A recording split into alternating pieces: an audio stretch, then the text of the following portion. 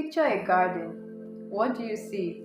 Now imagine that there's a location for this exact garden that you just imagined. Won't you want to go see? To find out if what you imagine is actually represented there. I personally would, right? So then imagine if you're able to get there and you see that this garden not only has what you have imagined, but even much more. How would you feel? Okay, now imagine if you got to the place where the garden is supposed to be located, but you couldn't get in through the gates because you don't have access into the garden. And if someone says, okay, the garden has bars for gates, right, so you can see through, what can you see? You say, oh, okay, I was able to see this and that I imagined. Or someone else who is not happy with that outcome can say, I didn't see anything, the garden does not have what I imagined. This is not the garden I pictured. Do you see that the experience of one who is able to enter into the garden and have a beautiful experience that comes with interacting with the environment is going to be different from the one who was not able to go in? The conclusion would also be different. One is going to say this garden had everything amazing and even much more. The other one is saying no, the garden doesn't have it. In fact, I don't even believe the garden I imagined exists. I gave all of that analogy to say that love is like a garden. Many people have encountered experiences that looked like love. Maybe they were in bad relationships, among even siblings, friends, or marital relationships, or relationships among people who were heading towards marriage, for example, and it did not turn out well. And because of that, they concluded that love does not exist, or that love is this and that, or all those things that people say about love, or that love is not enough. That's the popular one. They draw the conclusion because of their experience. I think we can agree, even from the analogy given, that where you stand will actually determine what you see and the experience that follows. Someone who is inside the garden will have a better experience than someone who is just looking through the gates. Our experiences can be limited by where we stand or our positions in life, emotional, spiritual, mental, or even physical positions that we have taken as regards love can actually be what limits our experience of love. Like I said, someone who has had a bad experience when it comes to love can easily conclude that love does not exist and would not want to hear anything that has the word LOVE in it. So, what is love?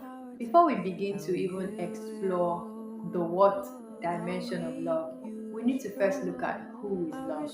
Because love is not just emotion, love is not just the butterfly feelings in our stomach, it's not just the nice things we see, it's not about being kind, it's not about the things that we make it out to be. To know what love is, we need to first take a look at who love is. 1 John 4 verse 8 says, he who does not love does not know God, because God is love. To know what love is, we need to look at who love is. We cannot outsource that knowledge. We need to look at the one who is love to understand what is love. So when we understand his nature, when we begin to see expressions of his character, we are then able to look at it being replicated in people and say, okay, so this is what love is. This is what love looks like. Like the garden that we talked about, there are many possibilities that abound in God, who is love. There are many beautiful experiences that we can have by being in close fellowship with God, but we will only enter into those realities by being close to God. The closer we get to God, the better the experiences we get to have. So, like I said, to know what love is, we need to know who love is. So, we need to begin the journey of getting to know God. This is how we can get to know love. There's no other way around it. To know love, real love, we need to know God. Why is this important? Because we were made in the image and in the likeness of God.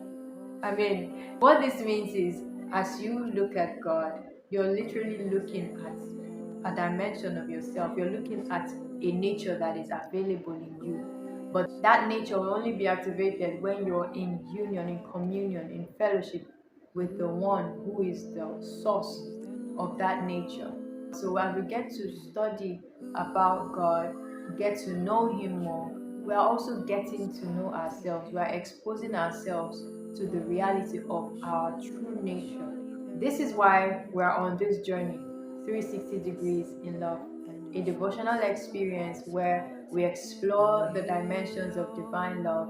What this means is that we are coming to say we want to know what love is, we want to know who love is, we want to know the possibilities that are available in love, to the end that we become our true love selves, are made in the image and likeness of God's self. I mean, we want to start a love revolution. Imagine if everybody in the world decides that I want to be a true love person, I want to be my real self. What do you think will happen? The world will be a better place. One of the things that people bring up in their arguments about why they think God does not exist or that God is not love, as we say, is that they're like, there's so much wickedness in the world, there's so much evil. Why is that so if truly God exists and if He is love as you claim that He is? The answer is that if you love somebody, you don't keep them bound. You don't enforce your will, your decisions on them. You don't force them to choose what you want. You give them free will. And that's exactly what God did with us. He gave man the power to choose. So every person is born with the power to choose. So He just tells you what is right. He puts it in front of you, reminds you as much as possible. He tells you choose life. But if you choose a different path, He won't force you because He loves you. So God created all of us in His image and in His likeness. But that nature is only activated when we embrace Him and continue our lives in fellowship with Him. Then every day, different aspects of that nature in us is unlocked, and we're able to live like our real selves here on earth. And by being our true selves, we are able to solve the problems that we were designed to solve. But a person who is not in alignment with the one who made them, who is not in alignment with their real selves, will not be able to solve the problem that they were designed to solve. Something else, evil, would fill up that space because there's no vacuum in life. It's either good is occupying the space or evil is occupying the space. And when good fails to occupy the space that good was designed to occupy, something else will occupy it. And that will then be the result that we see in the world. And we turn back to say, God is not good. God is not love. Oh, God does not even exist because if He did, all of these things would not be happening. Well, the problem is with man. Man has turned away from God. We've chosen to not acknowledge the one who made us. We've chosen to not want to know our real selves through His eyes. So we don't even know how we're supposed to live in the world or what we're supposed to do. And especially when we're succeeding, we want to believe that we're doing what we're meant to be doing. Meanwhile, Jesus says, aside from me, you can do nothing. It means that anything you do that is not what you've been ordained to do is counted as nothing. It holds no weight to eternity. And we see the result every day in the world. That's why creation is crying. Many bad things are happening because the ones who are supposed to rise have failed to rise. 360 degrees in love. It's really a devotional journey where we are coming to explore the divine nature, the love nature. We want to learn more about God, learn more about ourselves, so that our true love nature can be unlocked and we can be all that God has called us to be and be rightly positioned to stand up in the places that He has called us to stand and effect changes in the spheres of life that He has ordained for us to transform. Ephesians 3:18 to 19 in the New Living Translation says, and may you have the power to understand, as all God's people should, how wide, how long, how high, and how deep His love is. May you experience the love of Christ, though it is too great to understand fully. Then you will be made complete with all the fullness of life and power that comes from God. Another translation says, then you will be filled with the fullness of God. Do you see this? Understanding the love of God, getting to know and coming to a place of understanding the love of God to the degree that the Spirit of God allows you to understand opens you up to be filled with the life and power that comes from God, allows you to be filled with the fullness of God. So the more of God's love you get to know about and embrace, the more of the God nature in you get to unlock and express. This is why we're on this journey. And today is one of 360 degrees in love. If you have enjoyed this so far and you'd like to see more of this, please subscribe to this channel, turn on your notifications so that you catch a new video when it drops. Write out the questions, drop the comments and everything. So this is an experience that I really want us to all engage in because I'm also learning. I'm not here like a professional that knows about love. I'm here because I want to learn more about love. So I encourage you to share, leave your comments, ask your questions, and we trust that the Holy Spirit will help us.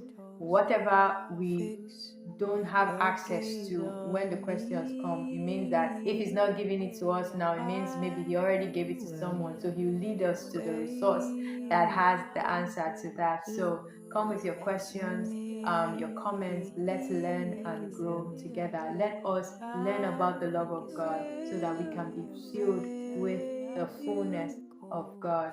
Okay. So I'll leave the link below to the previous video and to the newsletter.